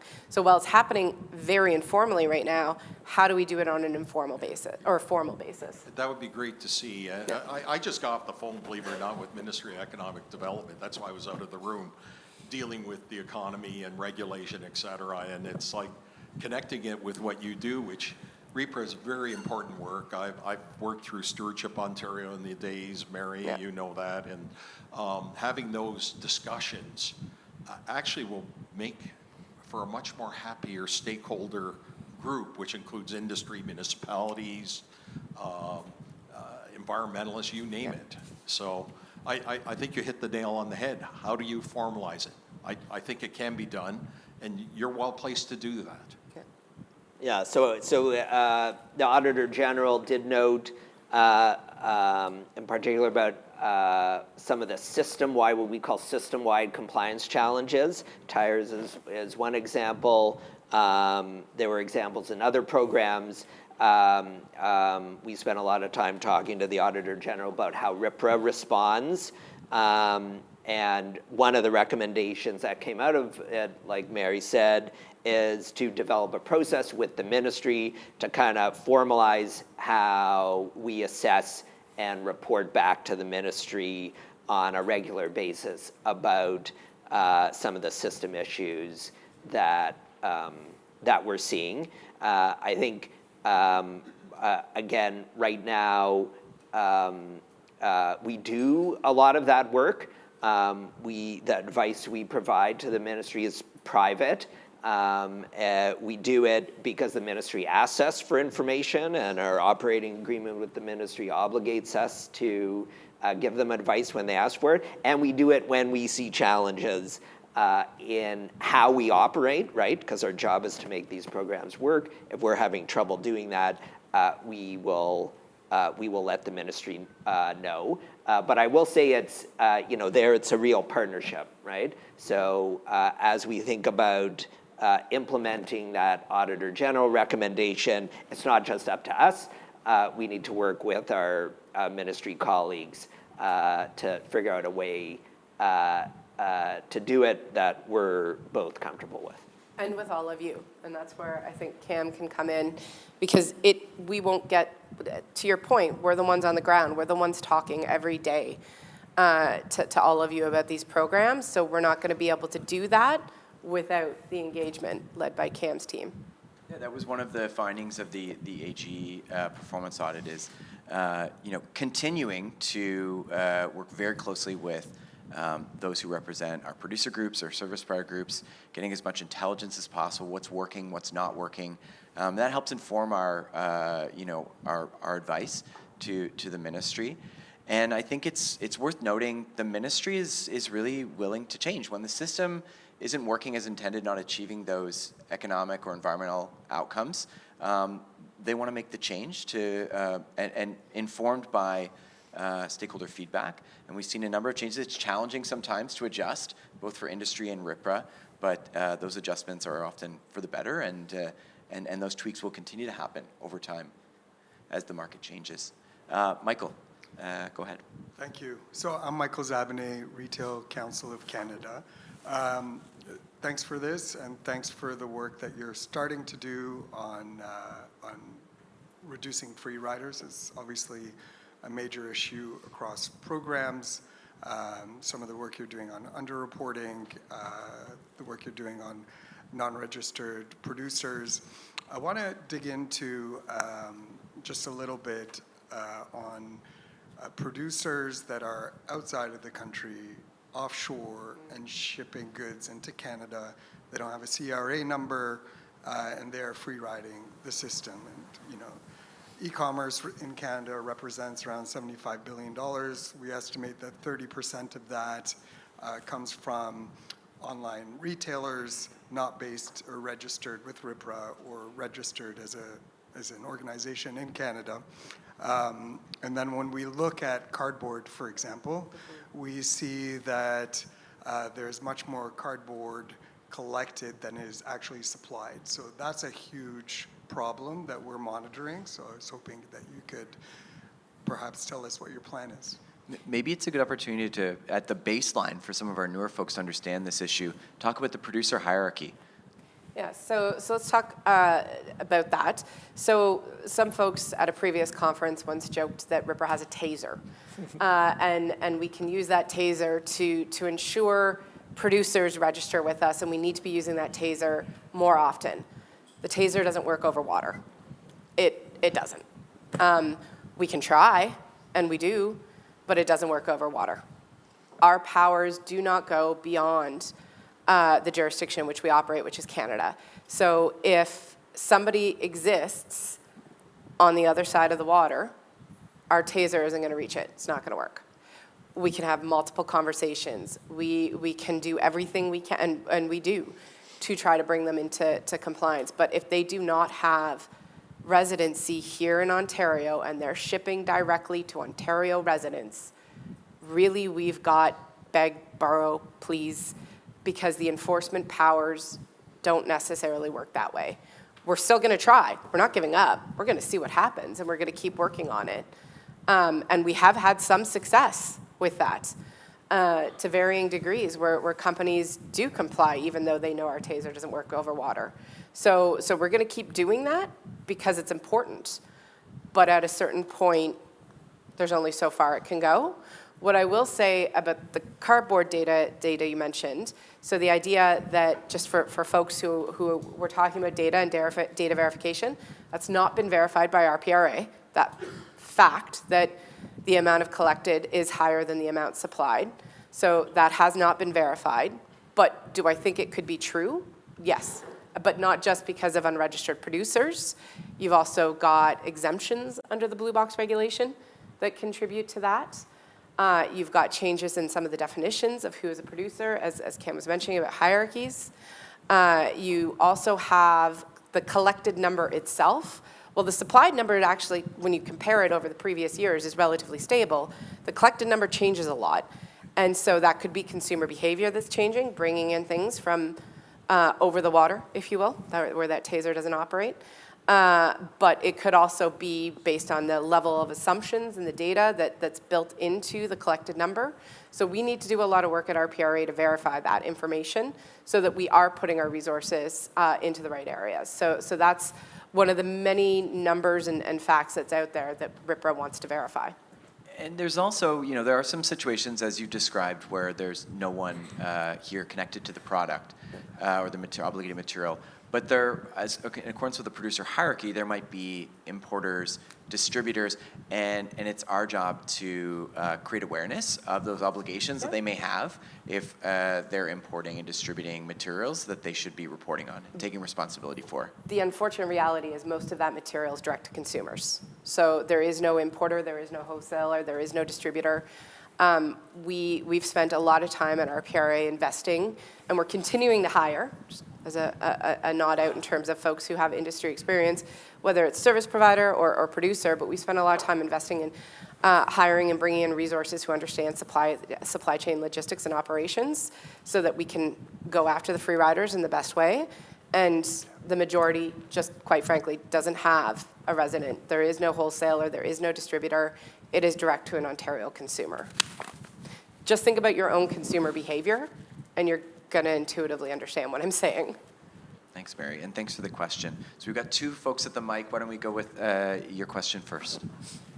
Good morning, everyone. My name is Sheila White. I'm an interested citizen. You might remember me from last year. I asked a question about litter. My passion is litter prevention and trying to lower the rate of littering across Ontario. And obviously that is not in your mandate. It's not data that will be collected. And there's really no way that that's going to be part of the circular economy if it's being carelessly strewn by motorists and members of the general public, as well as industry. But I just wanted, for my own curiosity, to see a show of hands of how many people participated in this year's Ontario Day of Action on Litter.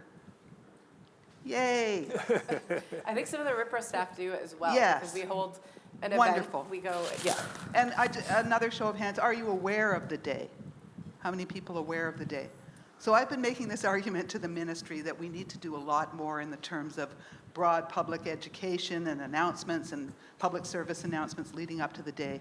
And that's all I really wanted to say, is to put in a pitch for the second Tuesday every May. This is a legislated day created by the Government of Ontario. But that's all it's been done. It's been created, not the kind of robust promotion that I would like to see. And another question, if anybody knows about the big contract that the Premier has announced for Ontario involving waste management. He took a trip down to Texas and he's come back saying that he has a $6 billion deal with Waste Management, Inc. I've been looking for more information about that, and if anyone has any, I'd appreciate receiving it. Thank you.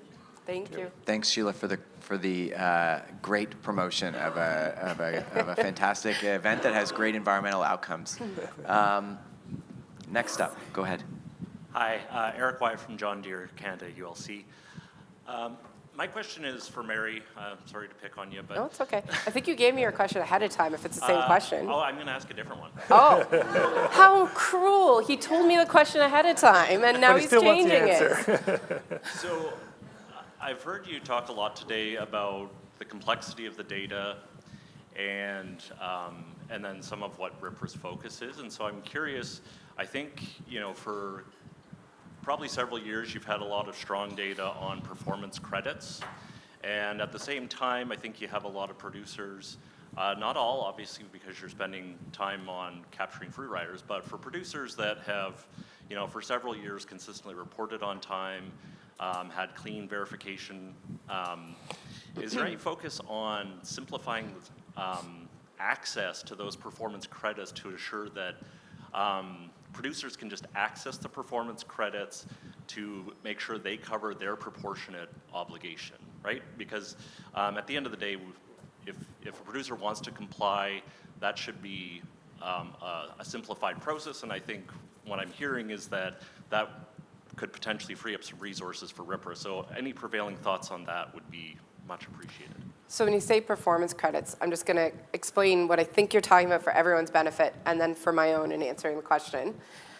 So when a producer needs to, when they get their target, their minimum management requirement, and it says they have to collect 100 kilograms of a thing, and they have to manage, say, 100 kilograms of that thing, and by manage, it's resource recovery, so reuse, retread, repair, whatever the regulation allows.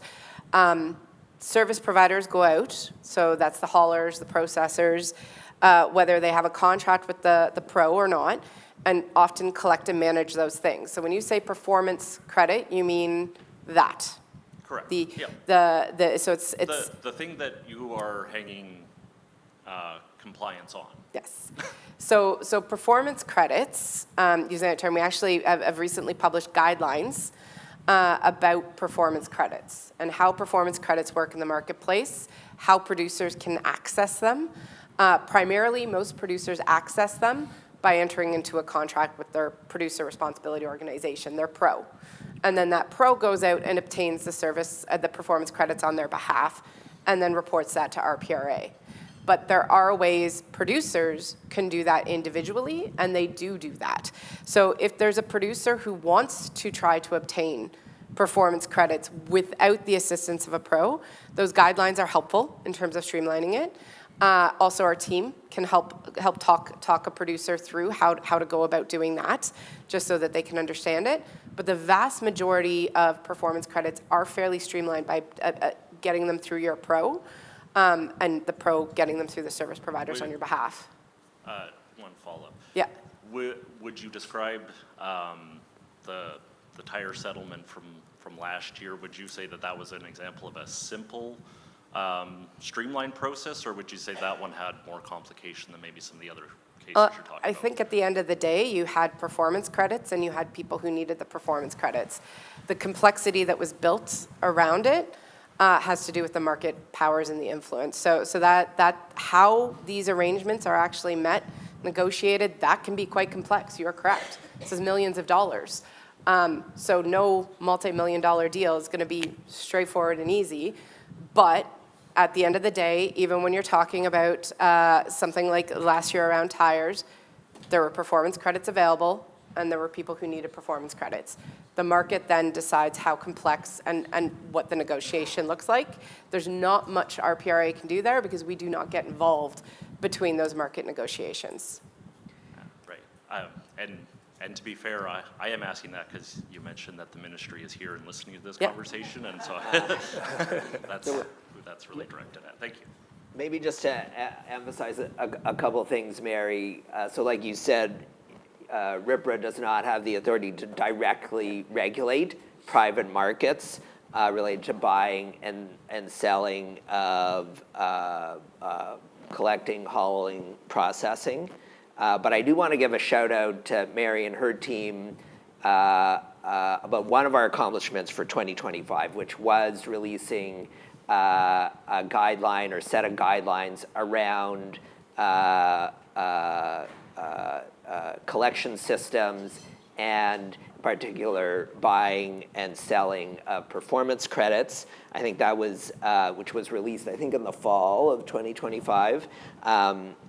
In my view, a really great example of Mary and her team going above and beyond just a strict kind of enforcement view of our regulatory frameworks, and in this case it was the tires, but going above and beyond a strict enforcement view of the regulations we have to implement, and trying to push as much as we can to provide guidance about how producers can get to compliance in the easiest way possible.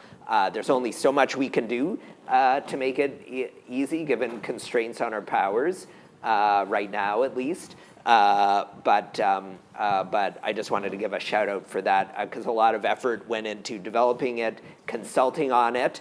Again, as we consult on many of the things we do at RPRA, both in terms of RPRA operations, like we talked about, business planning, but also, and fees, but also guidance, procedures, and other kinds of initiatives. A lot of consultation happens, and there was a lot of effort that went into that effort to try and make progress on some of the system issues we see. Thanks, Noah, and thanks, Mary. We've got time for one more question, and we've got one more audience member here, and then we'll wrap things up and maybe eat some cake. Okay, go ahead. Cake sounds great. So just to comment on your response, Mary, to my friend's question here about service providers, I would note that I think it's true that RPRA does not have the tools today to deal with what's going on in the marketplace in some of these programs. But what's going on in the marketplace in some of these programs is a direct result of decisions that RPRA made several years ago to either not enforce or laxly enforce certain of the outcomes and the requirements. And to the comment about RPRA does not inject itself into the commercial negotiations around compliance, it does, because it offers, through the settlement process that it's engaged in tires and that it's proposing to engage in batteries for both 23 and 24, it provides a third route, and it distorts the market by providing a compliance path which is substantially cheaper than achieving resource recovery. But my questions were essentially twofold. One, in the annual report, strategic goal number 1 states that you want a waste reduction and a healthy resource recovery sector. There's a lot of narrative around that, but no data. How do you sort of assess the health of the resource recovery sector in the context of declining resource recovery rates across multiple programs and eroding capacity for multiple materials in the province? And the second question was related to the producer, and I was going to leave it, but you mentioned something specifically, which is producer obligation, primarily brand holders. There are multiple channels where material comes in, and from some recent interpretations, which I think you just refuted sort of, there was an implication that brands of products that are coming into the marketplace that come through a different commercial path than through the Canadian supplier remains their responsibility. So I'll give a real world example. Yesterday, we had a producer who was given guidance who said, I am importing a brand of tires from the United States, from the United States supplier. Should I report that? It has no connection to the Canadian brand holder. RPRA's position was that is that brand holder's responsibility. So, but they're not over water, but they're over a land border, so there seems to be an issue there. That, I believe, is creating unintentional free ridership, because there is no way for that Canadian brand holder to have any idea that that supply is happening. And in good faith, they'd want to comply. I agree absolutely with your statement. But that producer does not understand that they are supposed to go back to their U.S. parent and say, tell me how tires or batteries or whatever are coming into the Ontario market that are not coming through my channel. And I don't think that guidance is clear for those producers to even go and mine that data. How are you sort of assessing that, and can we get a standard interpretation? Because your comments just now seem to back off on that and say, no, we can only go after the Ontario player. So there's two different things that Andrew's talking about there. One's called parallel importation, which is the reference he's referring to. And so what that is when there is a brand, a corporate entity with residency, so we can go after them, and product is either coming in, their product is coming in either via a third-party distributor, their American-held entity, or perhaps direct to consumer. And in those scenarios, yes, the guidance is that the company with residency here is obligated for that. How are we managing parallel importation? It's through increased supply guidebooks and guidelines and guidance to all of the producers. It's working with them on methodologies on how they can get that information, because that's not easy to obtain. So there's ways that we can do that and help them, and we're as I mentioned, 2 directors that we've brought on to help with that sort of work with industry background experience, so that they're able to build some of that guideline, so that methodology to make it easier. That is not the same thing as I am a consumer purchasing something online from an online marketplace that is over the water. There is no brand holder in Ontario or Canada, and the importer is Mary Cummins. I can't, that is not the same thing as parallel importation. So they're not inconsistent. They're two vastly different supply chain operations. Can I just ask a question? You use the term their product. And I think, I don't want to speak for brand holders that are in this room, a brand holder who has a Canadian entity, which is a separate legal entity, and perhaps a US parent, I think would make the argument, that is not my product. That is the US company's product. And so I think that's where, I'm not expecting you to say, this is the hard and fast answer. Yeah. I think it takes a little more work because I don't think there is a clarity of understanding there, and I don't think there are currently any data pathways set to capture that. So there is a universe of material which is not being captured, in which there's a lack of clarity around who's responsible. That's absolutely correct. And that's why the focus needs to be, in the next 12 months, more on that work than it is on finding what I call the boogeyman, these unknown people who are just hiding. Making sure folks understand the rules, their obligations, the methodologies on how to report, us developing them, that is our focus now. Because that is absolutely correct. That is where we need to be turning our attention to. This has been RPRA's direction since 2019 on parallel importation. And it sounds like someone who's worked in this program quite a bit just found out. So we need to do more on providing those methodologies, on helping people understand how to report. That is where we're turning our attention to now. That's what's next. That's what I'm excited for over the next year, is working with those two directors to build the methodologies and the frameworks for folks to do it. I think taking this up a level outside of the specific example, this is a good example of where our market intelligence function can learn from industry what's happening on the ground, sharing information with RPRA to inform our decision making, and that's part of our 2026 business plan, is continuing to build out that function. You know, we're learning, and if you have information that would help us, please reach out to registry@ripra.ca, and we've got a number of resources that are specifically focused on gaining market intelligence. There's many in the room right now too. There's many RPRA staff here working on these methodologies, working on how to help producers so that they know how to report this, on the guidance to them, on market intelligence so that we can understand supply chain logistics, so that we're actually in a way to make this simpler for everyone. Great question, thank you. So I think we're going to wrap up the Q&As for today and close out the event. So thanks so much to everyone who joined us here and who asked questions in the room. There were a number of questions that we didn't get to that were online. Don't worry, if we didn't get your question, please send us a message at communications@ripra.ca. and we'll get you an answer. And if there are any lingering questions, all four of us and a ton of RPRA staff are here in the room, so please feel free to chat with us. We're going to hang around for a bit, and I'll hand it back over to Jess Trechette to close out the meeting.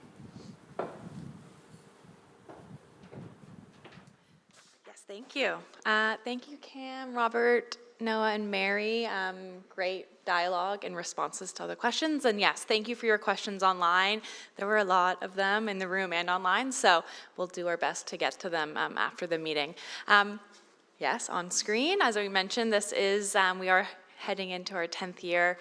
So we just wanted to take a moment just to recognize this milestone for our RPRA, but also for all of you. This has been a journey of collaboration and working together to keep pushing forward this circular economy and producer responsibility framework in Ontario. So this is a really, I would say, a milestone for everyone to recognize. And as Cam did allude to, there is some cake. So if you want to hang around and, again, speak to any staff or other those in the network, please feel free to grab a slice of cake. So thank you for being here. A quick thank you to the library here at North York Central Library. A thank you to my team, the communications team, for putting on this event. And thank you to all of you for your continuing to show up and ask us some of the hard questions and keep us accountable. This is the a main purpose of bringing you all together, is to hear what's going on out there and to keep improving and enhancing our work along the way. So thank you so much and enjoy the rest of your day.